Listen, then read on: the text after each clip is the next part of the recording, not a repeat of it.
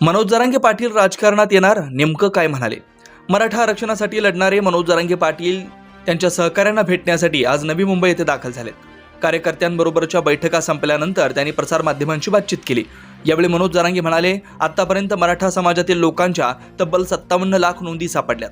याद्वारे जवळपास 2 कोटी मराठ्यांना कुणबी जात प्रमाणपत्र मिळेल आणि त्यांचा ओबीसी आरक्षणात समावेश केला जाईल. त्याचबरोबर सगळे सोयऱ्यांनाही या आरक्षणाचा लाभ मिळणार आहे. दरम्यान यावेळी जरांगे पाटील यांनी मराठा तरुणांना आवाहन केलंय की शिकून मोठे व्हा, अधिकारी व्हा. त्याचबरोबर जरांगे यांनी राज्य सरकारला विनंती केली की मराठा समाजाला आरक्षण मिळत नाही तोवर शक्यतो शासकीय भरती करू नका. करणारच असाल तर मराठा समाजासाठी जागा राखीव ठेवून भरती प्रक्रिया सुरू करा, जेणेकरून इतर समाजातील लोकांचं नुकसान होणार नाही.